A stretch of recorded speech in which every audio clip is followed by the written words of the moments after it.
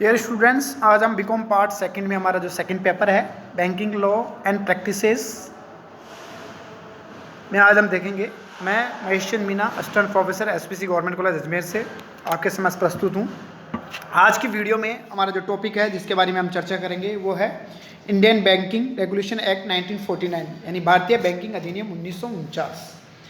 जैसा कि आपको मालूम है, बैंकिंग कंपनियों पर नियंत्रण को प्रभावी बनाने के लिए 1936, 1939 और 1944 में सरकार ने कंपनी अधिनियम के कुछ संशोधित किए गए। अगर हम द्वितीय विश्व युद्ध के कारण उत्पन्न मुद्रास्फीति के कई बैंकिंग कंपनियों की स्थापना को प्रोत्साहन दिया गया। उस समय बैंकों के असंतुलित विकास और अकुशल प्रबंधक और अपर्याप्त पूंजी साधन के कारण बैंकों की दयनीय स्थिति। अगर हम बात करें भारतीय बैंकिंग कंपनी अधिनियम 1949 जो पारित किया गया वो 16 मार्च 1949 को लागू किया गया। 1965 में एक संशोधन से इस अधिनियम का नाम बदलकर भारतीय बैंकिंग नियम अधिनियम 1949 रखा गया। आज के इस टॉपिक में हम सबसे पहले लेंगे भारतीय बैंकिंग अधिनियम की आवश्यकता एवं उद्देश्य पर चर्चा करेंगे। सबसे पहले है to check failures of the bank, यानी बैंकों के फेल होने के कारण है, उसके बारे में हम चर्चा करेंगे। जैसे कि मालूम है, बैंकों के विकास काल से ही बैंकों में निरंतर फैलाव होने की प्रवृत्ति, जनता और जमाकर्ताओं का बैंकिंग व्यवस्था में विश्वास उठने लगा। बैंकों को फेल होने से रोकने के लिए प्रभावी ढंग के लिए इस बैंकिंग अधिनियम की आवश्यकता पड़ी। दूसरा बिंदु है बैंकों का संतुलित विकास यानी बैलेंस डेवलपमेंट ऑफ बैंकिंग की अगर हम बात करें तो स्वतंत्रता प्राप्ति से पूर्व प्रभावी बैंकिंग कानून के अभाव में भारत में बैंकिंग का जो संतुलित विकास नहीं हुआ। अधिकांश बैंक शाखाएं शहरी क्षेत्रों तक ही सीमित थी। ग्रामीण क्षेत्रों में बैंकिंग सुविधाओं का अभाव था। अतः बैंकों के संतुलित विकास हेतु बैंकिंग अधिनियम की आवश्यकता बढ़ी। तीसरा बिंदु है कंट्रोल और cut throat and unwanted compensation, यानी कट्टर एवं अनुचित प्रतिस्पर्धा पर नियंत्रण। इसमें हम देखते हैं बैंकों में जो प्रतिस्पर्धा है वो कट्टर प्रतिस्पर्धा के कारण कई बैंकों के द्वारा गलत इन्वेस्टमेंट और जमाकर्ताओं के प्रलोभन द्वारा निक्षेप में कई बैंकों ने फेल होने की नौबत आ जाती थी। अतः बैंकों में अनुचित प्रतिस्पर्धा पर नियंत्रण के लिए बैंकिंग विधान की आवश्यकता महसूस की गई। तीसरा है coordination among intelligence bankers and organised banking, यानी स्वदेशी बैंक और संगठित बैंकों में समन्वय की अगर हम बात करें तो स्वतंत्रता प्राप्ति से पूर्व भारतीय मुद्रा बाजार में स्वदेशी बैंकर्स का बहुमूल्य और प्रभुत्व था। भारतीय संगठित बैंकों में इसका समन्वय नहीं था।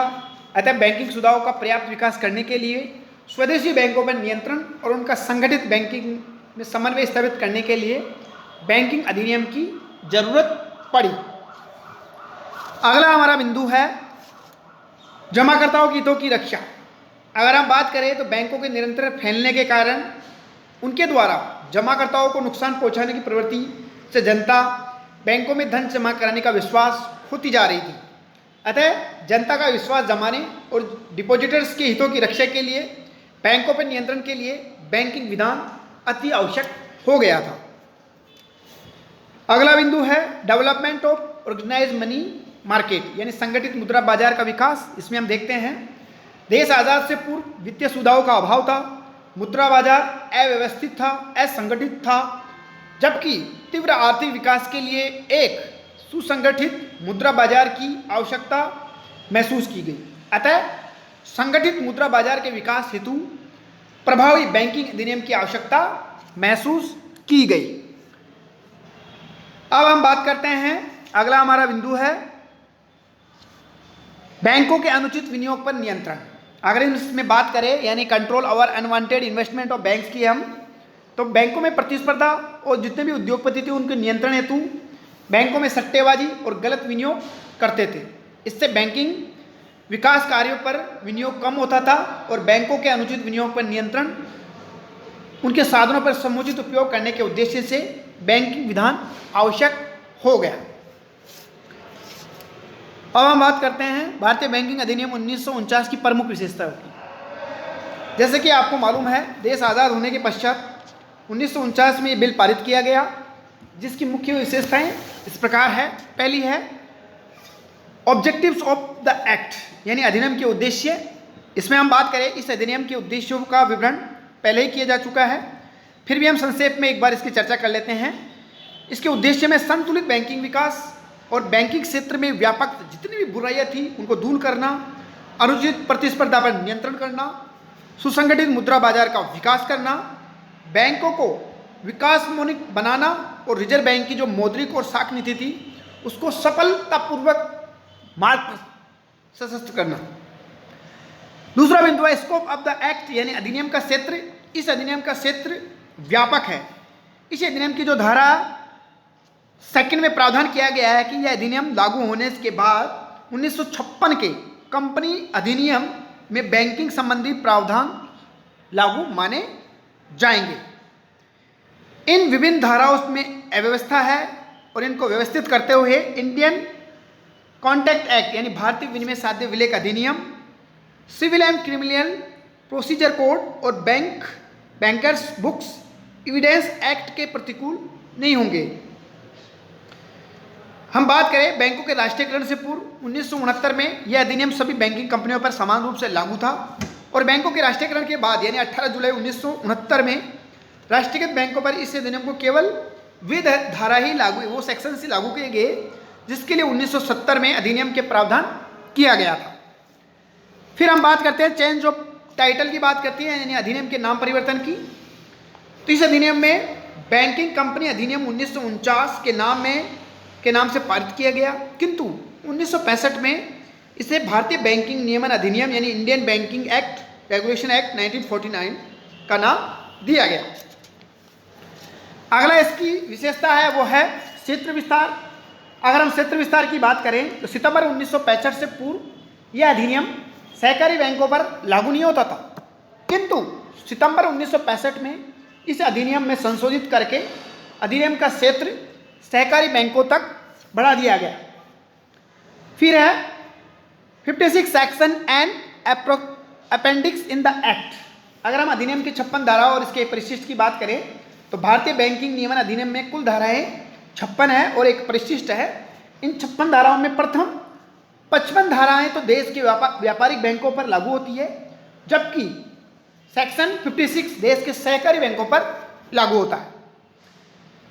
अगला है effective on all banks of the country, यानी संपूर्ण देश के बैंकों पर लागू। अगर हम बात करें भारतीय बैंकिंग नियमन अधिनियम 1949 प्रारंभ में जम्मू कश्मीर को छोड़कर देश के सभी भागों में लागू होता था, किंतु 1956 में संशोधन द्वारा जम्मू कश्मीर के बैंकों पर भी यह लागू कर दिया गया। अब यह अधिनियम देश के सभी राज्यों के बैंकों पर समान रूप से लागू होता है। सातवां इसकी जो विशेषता है वह है आपात अधिकारों का प्रावधान यानी प्रोविजन ऑफ इमरजेंसी राइट्स की। इस अधिनियम में केंद्र सरकार को यह अधिकार है कि आवश्यकता पड़ने पर रिजर्व बैंक ऑफ इंडिया के द्वारा लिखित आवेदन पर इस अधिनियम के समस्त प्रावधानों और कुछ प्रावधानों के क्रियान्विति को अधिक 60 दिनों तक स्थगित कर सकती है। इसके अलावा और भी इसकी बहुत सारी विशेषताएं हैं, लेकिन बैंकिंग नियमन अधिनियम 1949 को 5 भागों में विभाजित किया गया है। इसमें पहले भाग में इसकी प्रिलिमिनरी प्रारंभिक यानी प्रिलिमिनरी धारा यानी सेक्शन 1 से 5A तक है। सेकंड भाग में बैंकिंग कंपनियों का यानी business of banking companies act को इसमें एक्सप्लेनेशन किया गया है। भाग सेकंड का ए है, उसमें कंट्रोल ऑफ मैनेजमेंट बताया गया है। भाग बी में prohibition of certain activities in relation to banking companies यानी बैंकिंग कंपनियों के कुछ कार्यों पर निषेध, उसका वर्णन किया गया है। भाग सी में बैंकिंग कंपनियों के उपक्रमों का अर्जन, उनका वर्णन किया गया है। भाग 3 बैंकिंग कंपनियों के व्यवसाय पर निलंबन और समापन का एक्सप्लेनेशन किया गया है। भाग 4 में मिसलेनियस प्रोविजंस पर सेक्शन 46 से सेक्शन 45 तक का एक्सप्लेनेशन है और भाग 5 में सहकारी बैंकों पर लागू मुख्य प्रावधान इसमें रखे गए हैं। तो इस तरह से हम भारतीय बैंकिंग अधिनियम 1949 की प्रमुख विशेषताएं हैं, उनको हम आसानी से समझ सकते हैं। अब हम देखेंगे, कल हमारा एक नया वीडियो होगा जिसमें हम नए टॉपिक के साथ हम जो मिलेंगे उसमें हम देखेंगे इसके अधिनियम के मेन प्रोविजंस कौन कौन से हैं उसके बारे में हम चर्चा करेंगे। इसके अलावा भारत में समन्वित बैंकों के लिए जो भी प्रोविजंस किए गए हैं उनके बारे में चर्चा करेंगे। आज के लिए इतना ही। थैंक यू, धन्यवाद।